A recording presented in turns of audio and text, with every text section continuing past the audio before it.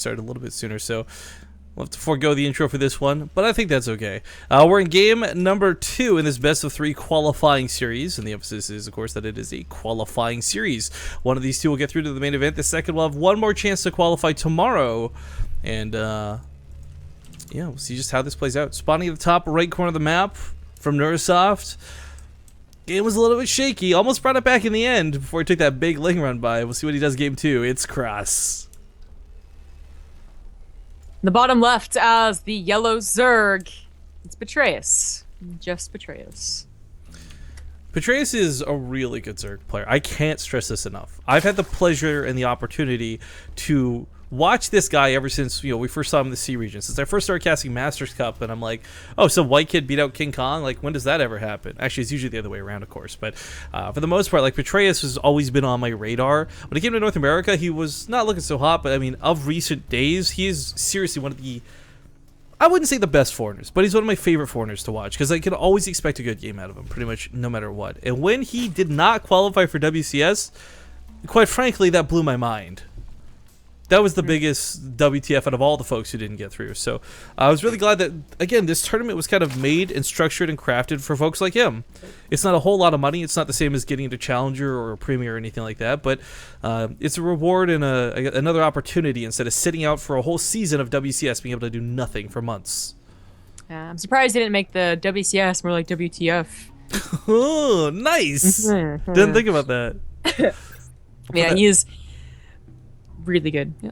I'll take that. I'll put that in my pocket for later. Thank you, Zombie Girl. Oh, okay. You're welcome. You can have it. It's good.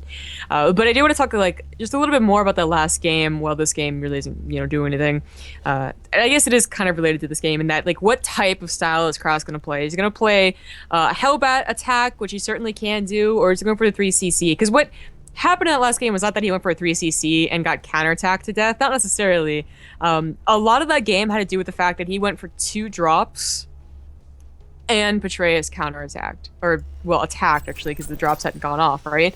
If the drops weren't loaded up yet, if they were just chilling at home, but like getting a bunker up at his third, waiting for a couple of Widow mines, he would not have taken nearly as much damage, and the ball would have not started rolling in Petraeus' court.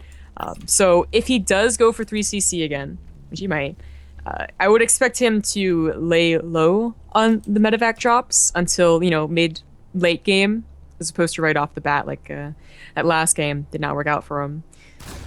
I can't help but wonder if he even would go 3CC, though. At least not fast. Like, obviously, you're going to take a third at some point in the game, but Petraeus is one of the guys who will hit you with a roach all in if you present himself with the opportunity. If you bend over, expect to take it. If you show a third CC, you're going to have a bad time. Yeah, Petraeus did see the third CC last game, but I think it was after he got the third down, so you're right, he definitely would. You don't want to just be presenting it to them, no problem. Which is why we don't like the CC at the front, because people mess up the walls like 8 times out of 10 or something. But also because it just tells them, Ling gets up there and Overlord is already there, and you're just like, oh, you're going for 3CC, aren't you? Oh, nice build cancel out of the drone. Alright, so looks like we might actually have Banshees this time. Does have that second gas. It hasn't saturated properly yet. There we go. Okay. Will it be an armory, though, as well as Banshees? Or just Banshees? It is Overgrowth, and Banshee openers are common.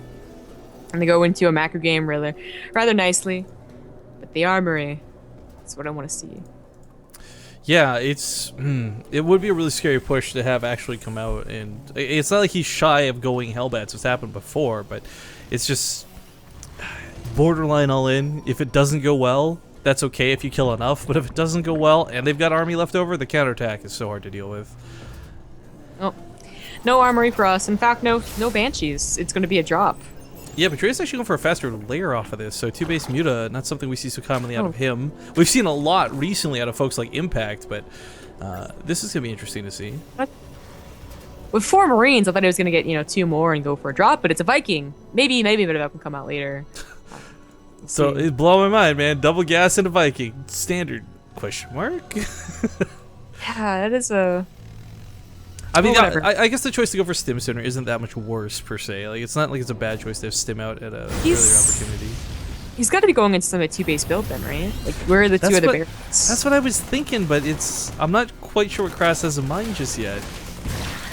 While we figure this out, and this is a bit of an ironic donation because we don't know what's going on, $10 from Main the Man. I like that name. This is great casting. Keep it up. We don't really know what's going on. There's stuff happening in this match, but thanks for the donation. It was really nice. Okay, so it is the third CC, and it is going to be that drop. All right, so that's a little unfortunate. If it had been Banshees, it also would have been a little unfortunate, right? Because you do have someone going for an anti-air build. I mean, mutas are really good, right? So the medevac won't be able to do as much as it would have had it been a normal, like, 3-hatch, which he just found out it's not. Well, what's kind of interesting is with the way that we always talk about the meta and the way the game changes and evolves, but once upon a time, I think if you as a Terran player see out there's no third down at this point, you think, oh boy, Roach's Baneling's big all-in's coming my way. How do I stop this? But nowadays, two-base Mutalisk is so common for an opener. It's kind of like watching Maru 2-Rags. You're like, okay, it's a little bit dedicated, but this is actually his opener, not an all-in. So third base does actually come down quickly to follow this up, goes back to check this, and Krass, without even scouting, probably has a pretty good idea about that Spire now. In fact, actually, I didn't realize where this was placed. The Reaper absolutely saw that when it jumped up the cliff. And got out? Wow. Okay, buddy, calm down. Yeah, well, actually, way to calm down. See what happens here with the hatchery. He's getting this really low. Yeah, this is a nice, not only damage, potential cancel. Bringing all the links over here. That drop...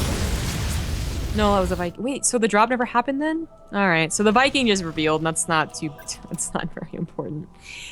It would have been really risky to drop, knowing that they were going for a two-base build, but we have seen people attempt to do it, and it's always like, well, maybe you'll be able to get out and do enough damage to make up for it. So this is just, I feel like this game is, Krass deciding to do something and then deciding that it's not going to be the best option. So he just kind of goes with the flow, which is good enough. It's better than forcing an issue. Why isn't that Viking dying, though? Well, it's come through Overlords. It's already done its job. Oh, okay. Well, that's pretty he's good. lived a full life. Yeah. There's a Marines pushing out right now. And Sim's done. Combo Shield's not quite here yet, but as we see with Sim does catch 2 mutas. Beautiful start to this. Viking, please. Can the Marines save it? Nope. Sorry. Even more overloads going down.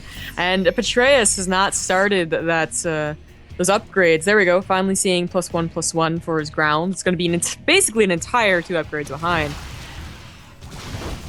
Mutas are a little annoying, but the production should be able to deal with this. What am I shot again? I love anytime a Mutalisk dies, whether it's Marines shooting it or whether it's a Woodmine shot, like it always just looks surprised. Do you ever find this? Like a Mutalisk just always looks surprised to die. Well, it's always running away, so it doesn't help that it's being attacked by its back. Yeah, and there's like the momentum shooting it forward after the corpse falls down. So, but it seems like someone went boo, and they were like, ah! Watch. God. See, like surprise pop. All the luck in the world last game, I feel. Always finding supply depots down, or when the Marines aren't covering the ramp, or whatever. And then the reverse is happening right here. Yeah, Krass is actually with these Marines. I don't know if we'll call it luck. It is pretty well positioned out of him, predicting where these would be going and such. But Bentley's now morphing in. We don't have a crazy Widowmine count yet. We'll see if it gets up to that point. I've really not seen a Terran player as fortunate as Krass when it comes to Widowmine placement too. Most of the time they get picked off, they get sniped, and they don't really get a lot done. But in this entire tournament run, we've seen great Widowmine use out of him. Not sure what the 3 overlords are doing in the top left, but that's where they're gonna chill for now. Super creep. All right then. You can't kill all of us at once. That's true. No, not really a huge. Well, yeah, just clean up and get out of the creep. I don't even know what to call that area. The creep area, and just go and attack the usual position. I don't know about going into the Valley of Death though. What's the thing Fox News was calling France out for? No-go zones. They're no-go zones. There you go. Yes. Yes. I'm gonna try and cut back up on top of the Widowmines. Decent shots going off, but it's still more Banelings behind this. So even off of creep, Petraeus will chase Krass back. I think that was a really nice engagement. I mean, it was off creep. Oh, let's see, this is medevac full of Marines. Let's see, this is medevac full of Marines. Oh! No, this is really nice for Petraeus. Look at that. Yeah, Widowmines are gonna burrow and cement his spot at that watchtower, but oh man, Petraeus. This is really dangerous because of the upgrades. I mean, 2-2 is going to finish where Petraeus is just starting. So he's going to have to consistently take engagements like that, start spreading the creep on his third and fourth because it's pretty lacking right now. Oh, interesting shallow turret coverage. Yeah, he did this on a couple of the other games, so we never got to really point it out. It's been rather good. Yeah, there's even a random Widow Mine in there too, but sadly none of that quite covers what the Mutas are right now, so the Marines are going to stim back in to try and hold on to this. Getting the armories, repairing that would be a big deal. Ooh, God. If Petraeus, if only he knew how close that was. Yeah, too bad. It would have been the armor, which I guess you could say is like the less important upgrade. Still would have been really nice. Oh, the amount of Marines waiting for the Mutalists on the other side of this. Was skill. That was great from Krass. 11 Mutas dead so far this game, and this has been without too much cost to him. You guys will note that neither player is really maxed out, but there's still a lot of good trading going on. Oh God. This is so dedicated. Oh my God. This gets nothing. This gets okay, and SCV, pardon me. It gets one SCV at the end of it. So sweet. That was a lot of Banelings to throw away. It was a cool move, though. We love seeing the sneak attacks go off, but it didn't quite work out. This attack also kind of gets cleaned up. They were already low from trying to catch the Mutas in the first place. Where's Krass? His army? Where's his army? Oh, I was thinking, where's his medevacs, period. But Trace is going with Swarm Host behind this. Interesting. Oh, I thought he was going to go up to high, because what I was going to point out is that despite all of the Mutas that he lost, despite the upgrade he's always been at, he has a bank. Well, he had a bank until he just used it for the Swarm Host, and he was up in supply. He still is. And I'm just like, how? Especially after just losing like 15 Banelings doing absolutely nothing. Well, the Widow Minefield setup is really nice once more, but this is the whole point of going for Swarm Host, guys. If you identify your opponents with heavy Widow Mine player, I mean, Swarm Hosts are... Ooh, Banelings go off up in the north. Swarm Hosts are a good way to detonate those mines for free. Guess a couple of those Banelings aren't useless after all. Well, those Lings weren't so useful. That was kind of dumb. And the Hallway of Death against Swarm Hosts and Spinecrawlers. Love the Spinecrawler edition. It's really important. So this is the heart of the Swarm edition of the game. This is the Swarm Host edition of the game. We do have... It's the Hallway of Death. Missile turret? That is a missile turret. That is, I How'd guess... they get that down there? He put it on the Blade Master. He bought it from the shop and placed it over here. Gosh, didn't you know anything about Warcraft 3? Alright then. Alright.